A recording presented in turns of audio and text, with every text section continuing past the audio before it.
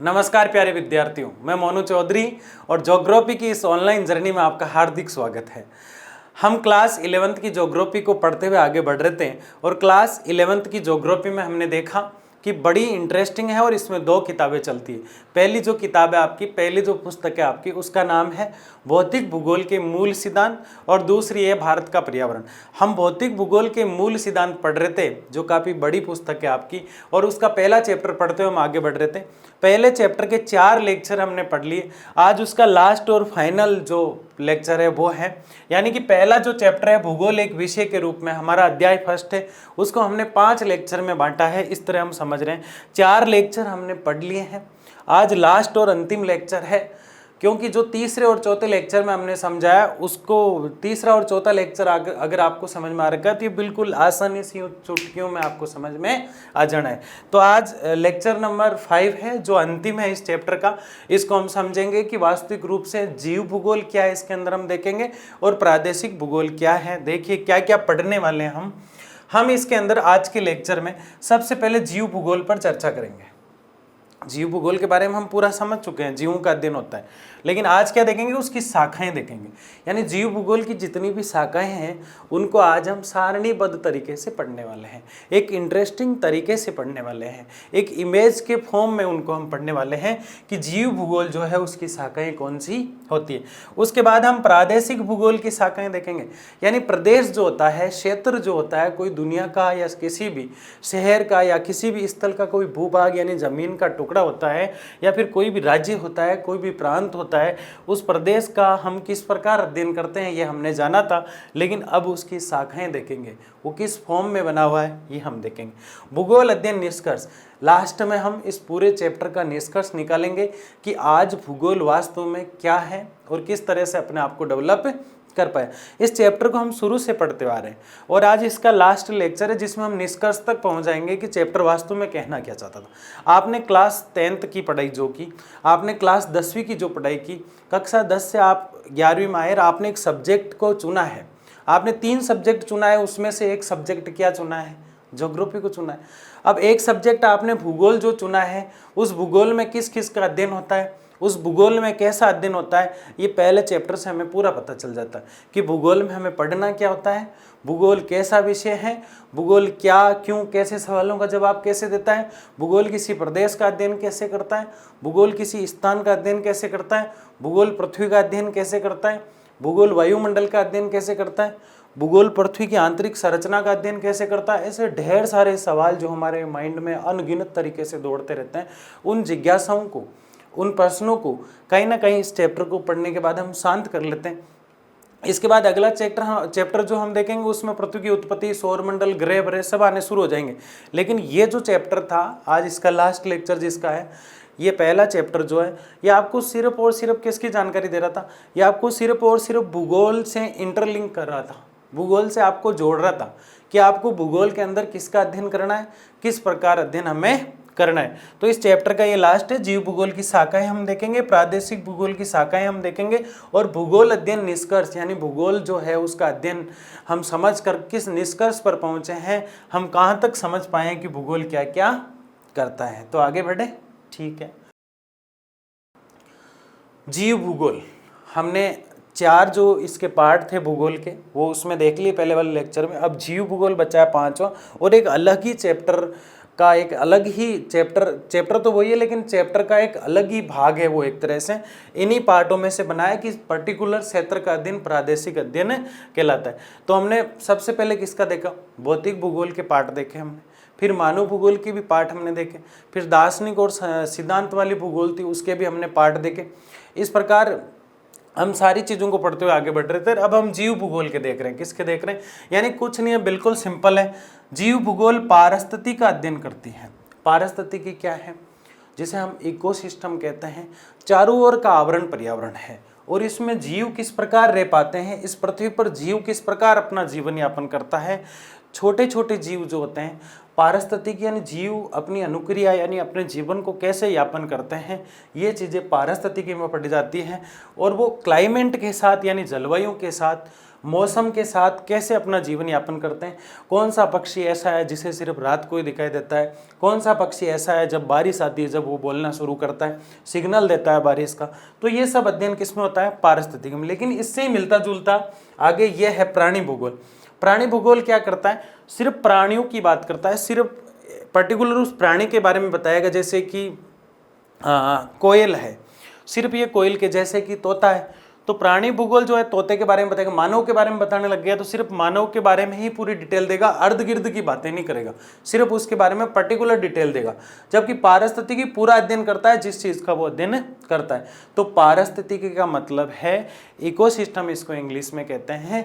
Ecosystem या पारिस्थितिकी का अध्ययन है कोई भी जीव किस प्रकार के वातावरण में अपने आप का कैसा समायोजन करता है, वो अपनी किस प्रकार से वातावरण से संबंध रखता है और अपना विकास कैसे कर पाता है। अतः पारिस्थितिकी जो है वो जीव भूगोल का पार्ट है और जीव भूगोल भूगोल को सपोर्ट करती है और इससे भूगोल अपना पूरा विषय बन पाता है।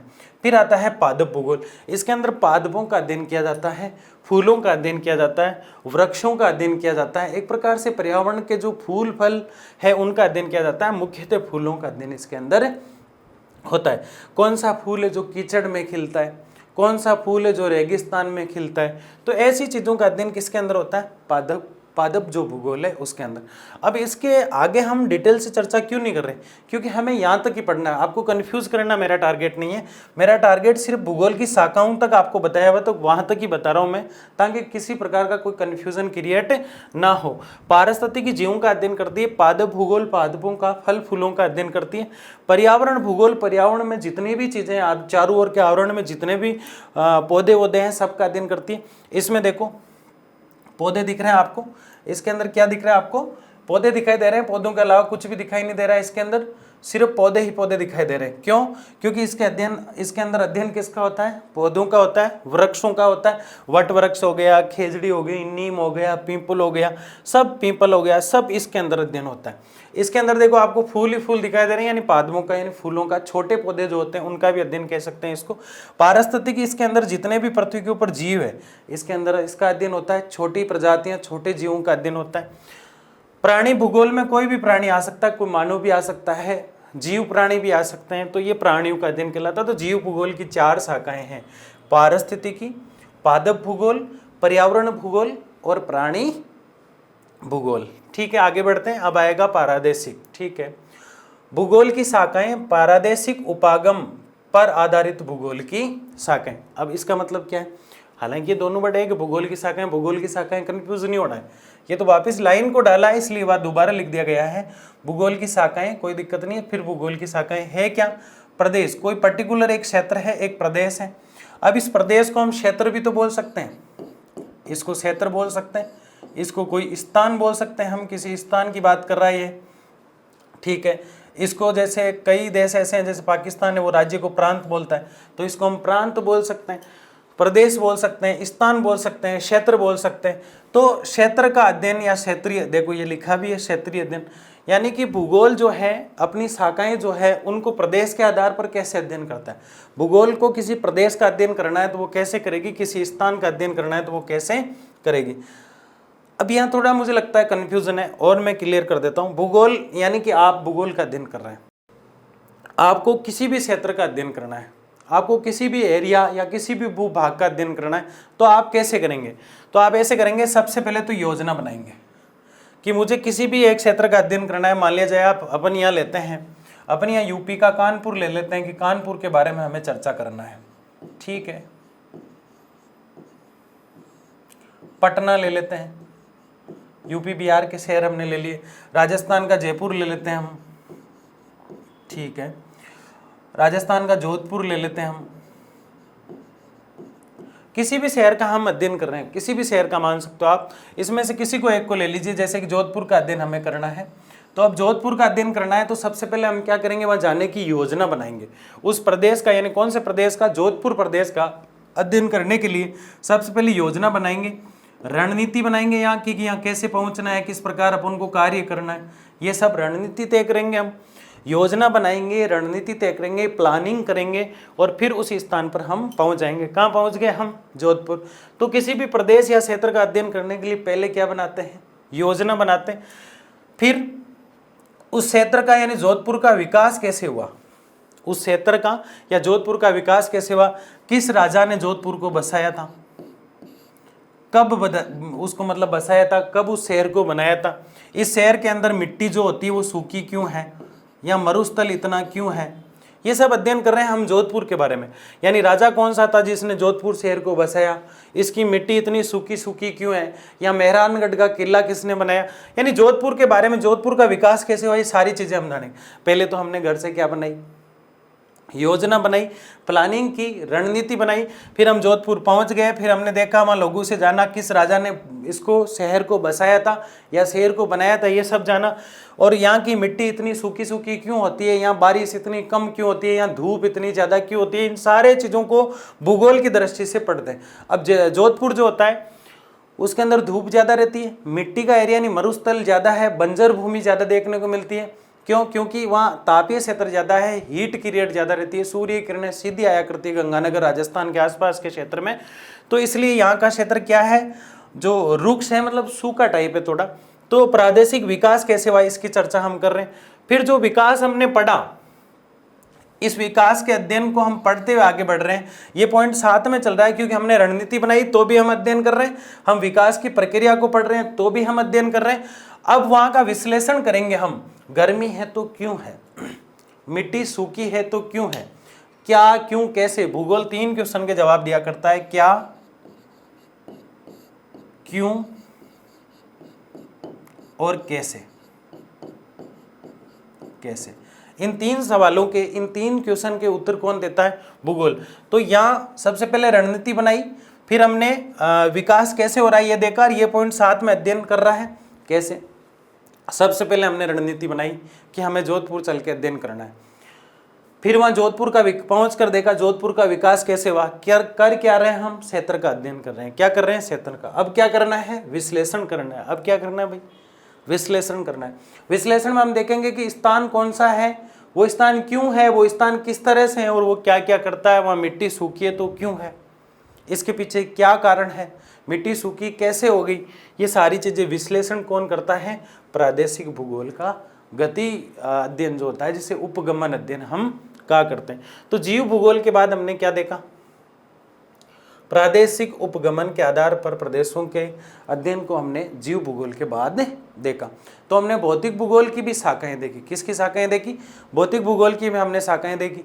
उसके बाद मानव भूगोल की भी हमने शाखाएं देखी, दर्शन शास्त्र जैसे विज्ञान की भी हमने शाखाएं देखी, जीव भूगोल की शाखाएं भी हम देख रहे हैं, प्रादेशिक भूगोल की शाखाएं भी हम देख रहे हैं। अब प्रदेश की जो शाखाएं हैं, प्रादेशिक भूगोल जिसे हम कहते हैं, ये 4 तो इसके डिवाइडेशन हो गए, लेकिन इनके भी छोटे छोटे डिवाइडेशन होते हैं, उसको हम समझते हैं। सबसे पहले आपको ये चारों समझ में आ जाने चाहिए। प्रादेशिक योजना बनने के बाद विकास की गति को देखा जाता है, फिर उसका विश्लेषण किया जाता है और ये अध्ययन शुरू रहता है इस प्रकार। तो ये चारों आपको समझ में आगे बढ़ते हैं। प्रादेशिक अध्ययन क्षेत्रीय अध्ययन है, यानी कि यहाँ क्या कर रहे थे, क्षेत्रीय अध्ययन, तो इसको खोल रहे हैं हम। प्रदेश का अध्ययन किस रूप में किया जाता है, पहला पॉइंट क्या है, क्षेत्रीय अध्ययन किया जाता है। अब क्षेत्रीय अध्ययन 3 रूपों में होता है। कितने रूपों में होता है भाई, 3 रूपों में क्षेत्रीय अध्ययन होता है, और 3 रूप में आपको समझा रहा हूं किस प्रकार हमें पढ़ने होते हैं। जैसे कि 3 शहरों के हम उदाहरण लेते हैं, 3 शहर हम ले लेते हैं, ठीक है। एक बड़ा शहर लेते हैं हम, मुंबई या बॉम्बे, सब जानते हैं। एक हम छोटा शहर लेते हैं, बिल्कुल छोटा, जैसे कि आपका गांव हो सकता है, कोई भी छोटा गांव हो सकता है। कोई भी एक एग्जांपल ले लेते हैं जो फेमस भी रहा है। हम कोई भी एक छोटा उदाहरण, छोटे से गांव का नाम, अब वो आपके अकॉर्डिंग हो सकता है।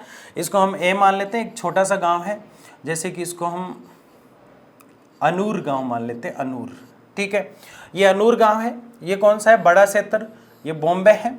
और इसके बाद एक मध्यम क्षेत्र हम ले रहे हैं जो ना छोटा है ना बड़ा है, ना इधर का है ना उधर का है, छोटा, और इसको हम मान लेते हैं अजमेर, ठीक है, राजस्थान का अजमेर, ठीक है। ये 3 क्षेत्रों का हमें अध्ययन करना है। तो प्रादेशिक अध्ययन क्षेत्रीय अध्ययन होता है, इसको 3 भागों में हमने बांट दिया। देखो, सूक्ष्म बिल्कुल छोटा वाला, ये रहा अनूर, ये तो हो गया सूक्ष्म, ठीक है, ये बिल्कुल छोटा वाला। तो सूक्ष्म प्रादेशिक अध्ययन छोटी चीजों का अध्ययन करता है। मध्य वाला कौन सा, वो मध्य प्रादेशिक अध्ययन। और स्थूल यानी बड़ा, ये आपका बड़ा वाला, इस प्रकार से। तो आया समझ में, 3 भागों में बांटा, बिल्कुल सिंपल है। प्रादेशिक अध्ययन 3 तरह का होता है। स्थूल किसी स्थान को बड़े रूप में जो काफी समय से एक ही स्थान पर स्थिर है, स्थूल प्रादेशिक अध्ययन किया जाता है। सूक्ष्म में छोटे क्षेत्रों का और मध्य वाले में बीच का। तो ये 3 तरह के अध्ययन इसके अंदर होते हैं। ये आपको पहली बार में समझ में आ गया, बड़ा सिंपल है। ठीक है, आगे बढ़ते हैं। प्रादेशिक योजना, अब आपको किसी शहर का अध्ययन करना है, हमने देखा पहले योजनाएं बनाते हैं। प्रादेशिक अध्ययन में क्या करते हैं, पहले प्रादेशिक योजनाएं बनाते हैं, फिर उस शहर का विकास कैसे हुआ ये देखते हैं, फिर उसका विश्लेषण करते हैं और सबसे पहले एक क्षेत्र को चुन लेते हैं, तो वो क्षेत्रीय प्रादेशिक अध्ययन होता है। तो 4 बिंदु हमने प्रादेशिक विश्लेषण में, प्रादेशिक अध्ययन में पहले ही पढ़े कि क्षेत्रीय अध्ययन, फिर विकास, विश्लेषण और उसके बारे में रणनीति जो हम तैयार कर रहे थे वो चीज़ें हमने उसके अंदर देखी। अब रणनीति आप तैयार कर रहे हैं, किसी क्षेत्र के विकास की प्रक्रिया के बारे में अध्ययन के लिए आप बढ़ रहे हैं, तो आपको पता होना चाहिए सबसे पहले वो गांव है या शहर है, वो गांव है या शहर है, ये आपको पता होना चाहिए। अब आपने देखा कि वो गांव है तो वहाँ आपका अध्ययन कैसे होगा, खेती से संबंधित होगा। वहाँ का आपका अध्ययन कैसे होगा, मछली संसाधन से आधारित होगा, मछली पकड़ना। ठीक है, ये शहर में भी हो सकता है झीलों के पास, लेकिन गांव में बड़े बड़े तालाब वगैरह हुआ करते हैं, वहाँ अधिक देखने को मिलता है। लकड़ी काटना, कि यहाँ के लोगों का व्यवसाय लकड़ी काटना होगा।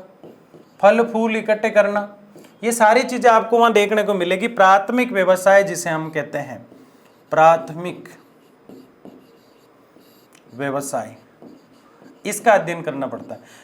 गांव के प्रदेश का आप अध्ययन करते हैं तो वहाँ प्राथमिक व्यवसाय मिलेगा, खेती का अध्ययन मिलेगा, मछली पकड़ना मिलेगा, लकड़ी काटना मिलेगा, लोग कृषि से, खेतीबाड़ी से जुड़े हुए मिलेंगे। तो ये सब देखने को कहाँ मिलता है, ग्रामीण प्रादेशिक अध्ययन में। अब शहरी में क्या मिलेगा, यहाँ आपको उद्योग मिलेंगे, उद्योगों का अध्ययन करना पड़ेगा आपको।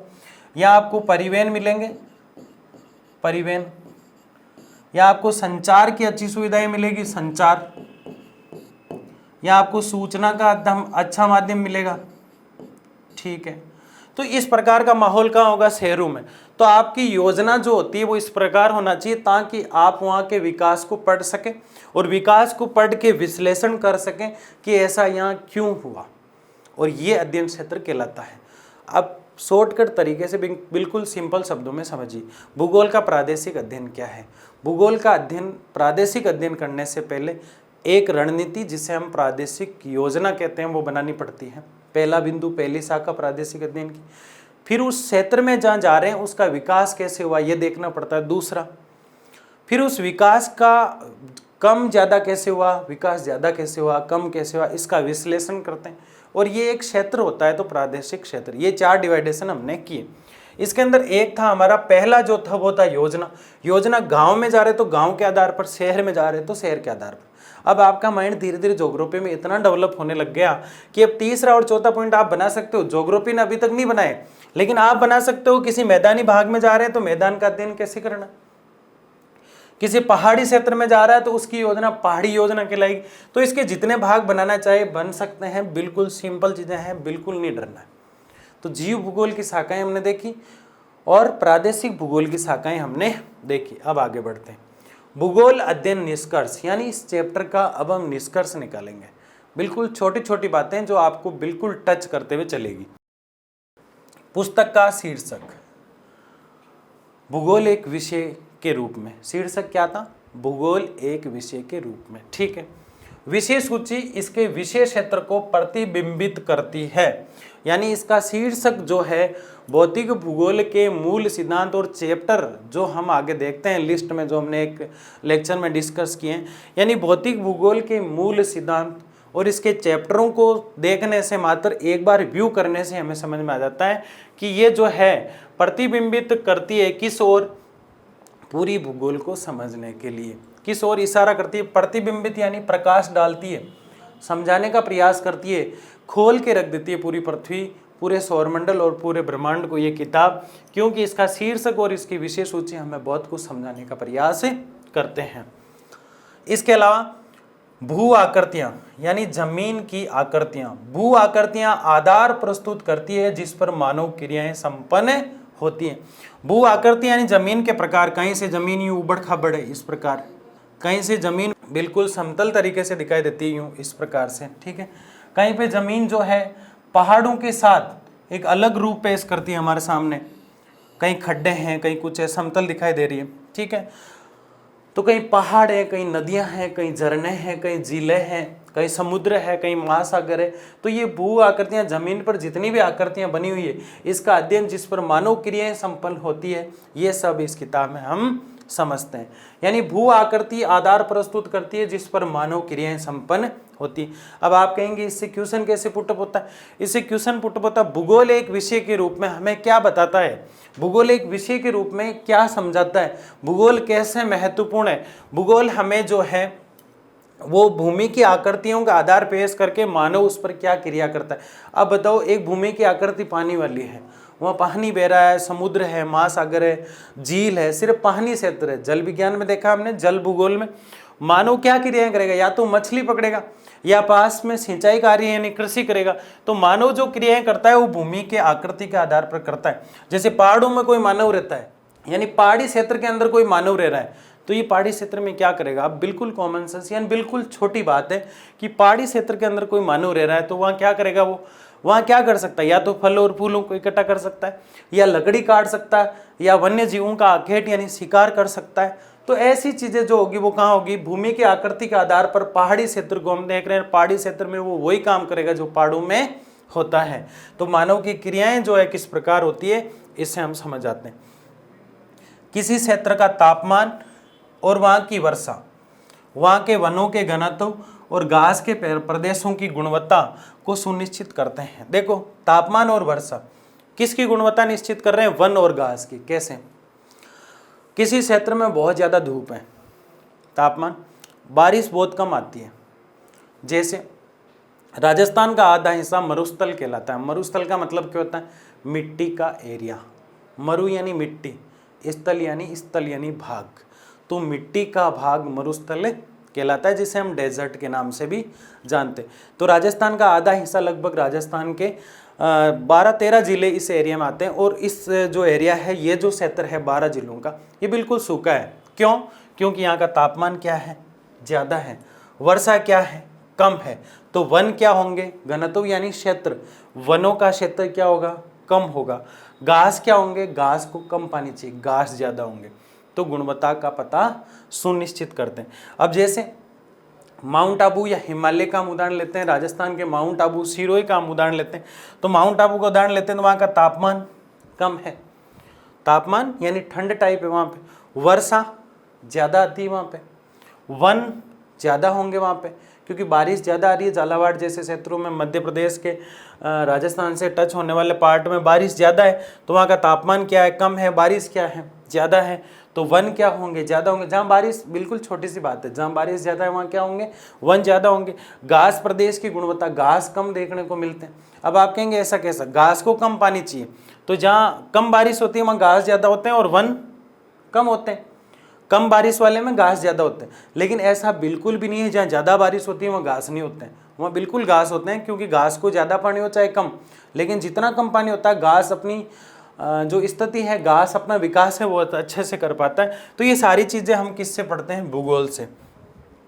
भारत में मानसूनी वर्षा, ये वर्षा है भाई, ठीक है, मानसूनी वर्षा, भारत के अंदर मानसूनी वर्षा, कैसी वर्षा भाई, मानसूनी वर्षा की बात हम करते हैं तो उसमें हम देखते हैं कि मानसूनी वर्षा भूमिगत आवर्तन प्रणाली को गति प्रदान करते हैं। भारत के अंदर जो मानसूनी वर्षा आती है, भारत में अधिकतर वर्षा किससे आती है, मानसून से आती है। किससे आती है भाई, मानसून से।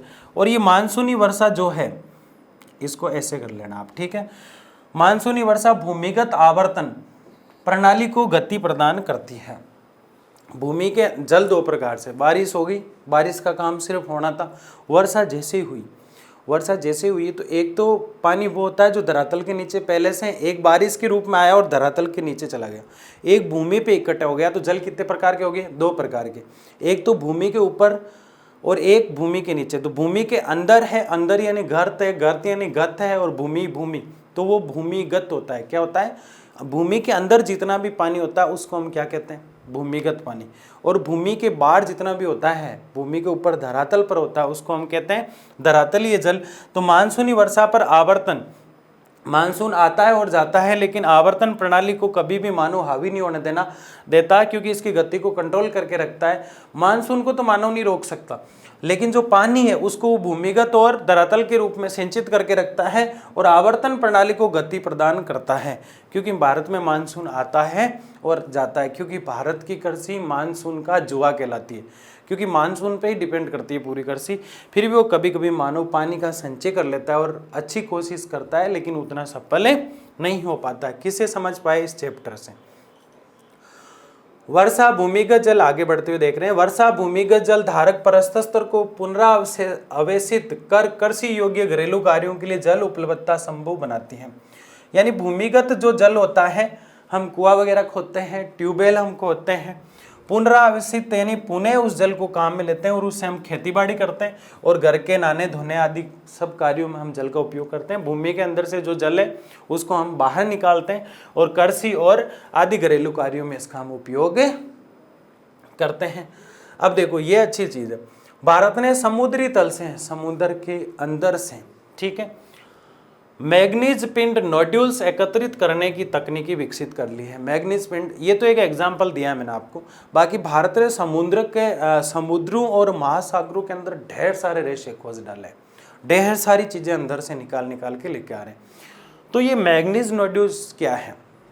मैग्नीज पिंड, जिसे हम नोड्यूल्स के नाम से जानते हैं, एक अखरोट की आकृति का या अंडे की आकृति का आप कह दो नोड्यूल्स होता है, एक पिंड होता है जिसके अंदर ढेर सारे जो धातु होते हैं वो देखने को हमें मिलते हैं और वो सारे कीमती धातु होते हैं। तो ये टेक्नोलॉजी, ये तकनीकी भी मानव ने क्या कर ली है? डेवलप कर ली। मृदा एक नवीकरणीय स्थापनीय संसाधन है, यानी मिट्टी जो है वो नवीकरणीय है। नवीकरणीय या नवीकरणीय कैसे? यानी मिट्टी जो होती है उसे पुनः काम में लिया जा सकता है। कैसे? जैसे एक खेत की मिट्टी है वो अब काम नहीं कर रही है, जैसे हमने स्थानांतरित कृषि पढ़ी। स्थानांतरित कृषि क्या होती है? स्थानों को बदल बदल के की जाती है, एक स्थान से दूसरे स्थान पर।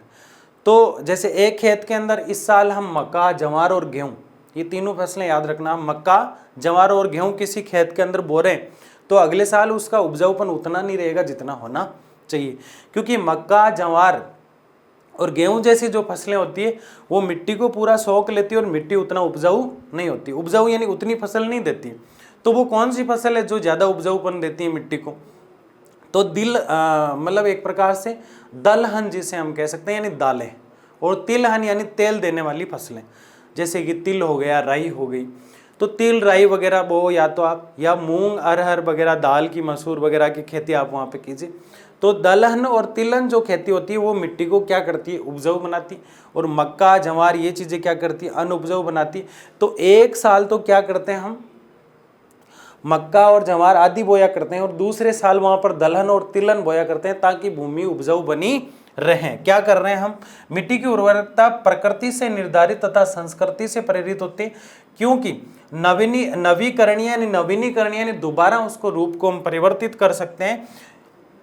मृदा एक नवीकरणीय यानी दोबारा से हमने उसके रूप को परिवर्तित कर दिया। एक बार तो देखा बिल्कुल वो एक प्रकार से बीत सी गई कि दोबारा उस पर कृषि की नहीं जा सकती, फिर हमने उसका नवीकरण यानी दोबारा उसका अवतार ला दिया। कैसे? वहाँ पे दलहन और तिलहन करके। तो उर्वरकता हमने दोबारा बना दी। और संस्कृति जो मानव है उससे प्रेरित होती है। कौन? मिट्टी की उर्वरकता। यानी मिट्टी की उर्वरकता होती है, मिट्टी की जो वैल्यू होती है वो किससे प्रेरित होती है? मानव से, संस्कृति से। ठीक है। अधिक तकनीकी का प्रयोग भूगोल में असंतुलन पैदा करता है। ज़्यादा टेक्नोलॉजी, आज यूरिया वगैरह खाद चला करते हैं, ये तकनीकी से बनाए होते हैं, मशीनों से बनाए होते हैं, और मशीनों से बनाने के कारण आज भूगोल के लिए घातक साबित हो रहे हैं। आज किसी न किसी रूप में मिट्टी जो है उसकी उर्वरकता जो है धीरे धीरे क्या होती जा रही है? क्षीण होती जा रही है, खत्म होती जा रही है। तो हमने सारी चीज़ें इसमें देखी, एक एक पॉइंट को हमने पढ़ा। फिर भी किसी को किसी भी प्रकार का कोई भी डाउट हो तो मुझे कमेंट बॉक्स में बताइए कि हमें ये टॉपिक समझ में नहीं आया, ताकि मैं आपका जो माइंड का स्टैंडर्ड है, आपका जो समझने का, जहाँ तक आप समझ पा रहे हैं, इसका मुझे पता चलता रहे। जो बच्चा पूरा वीडियो देख रहा है, पूरा समझ रहा है, वो अच्छे से समझकर मुझे ये बताए कि कहाँ आपको डाउट हो रहा है। कमेंट बॉक्स में ये ज़रूर बताएं। वीडियो को लाइक, शेयर और सब्सक्राइब करें और सारे कमज़ोर विद्यार्थियों को शेयर करें, क्योंकि 11th की जो पढ़ाई है वो भी आपके कहाँ काम आने वाली है? ट्वेल्थ में काम आने वाली। बहुत बहुत धन्यवाद, आपने इतना सुना और अच्छे से पढ़ा। आप अच्छे अंकों से उत्तीर्ण होइए, ऐसी मेरी शुभकामनाएं। बहुत बहुत धन्यवाद आपका।